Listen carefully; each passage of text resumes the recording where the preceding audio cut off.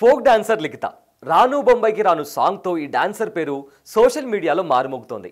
YouTube, Insta ఎక్కడ చూసినా ఈ అమ్మాయి డాన్స్ రీల్స్ వైరల్ అవుతున్నాయి.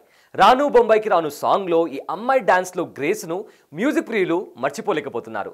రాము రాథోడ్తో పోటీపడి ఈ సొట్టబుగ్గల చిందారి డాన్స్ చేయడంతో ఆ సాంగ్ నెక్స్ట్ లెవెల్కు వెళ్ళిందని కూడా చెప్పుకోవచ్చు.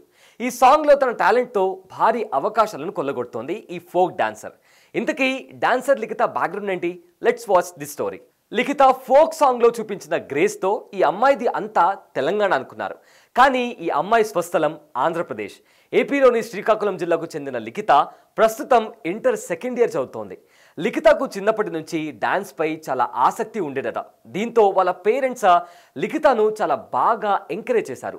ముఖ్యంగా లిఖిత మదర్ కూడా కోలాటం డాన్సర్ కావడంతో ఆమె ఇచ్చిన సపోర్ట్తో లిఖితకు రాను బొంబాయికి రాను సాంగ్లో అవకాశం వచ్చిందని చెబుతోంది లిఖిత.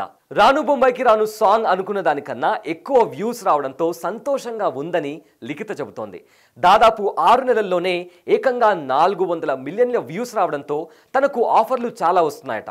ఈ సాంగ్ హిట్ తర్వాత ఇప్పటికే 10కి పైగా సాంగ్ రిలీజ్ అయ్యాయని, మరికొన్ని షూటింగ్లో ఉన్నాయని చెబుతోంది. తాను చిన్నప్పటి నుంచి డాక్టర్ కావాలనుకున్నా కానీ డాన్సర్ అయ్యానని అంటోంది. సినిమా అవకాశాలు సైతం వస్తున్నాయని, సాయి పల్లవి తనకు నచ్చిన నటి అని, సాయి పల్లవిలా ఎదగడమే తన లక్ష్యమని మనసులో మాటను బయటపెట్టింది డాన్సర్ లిఖిత.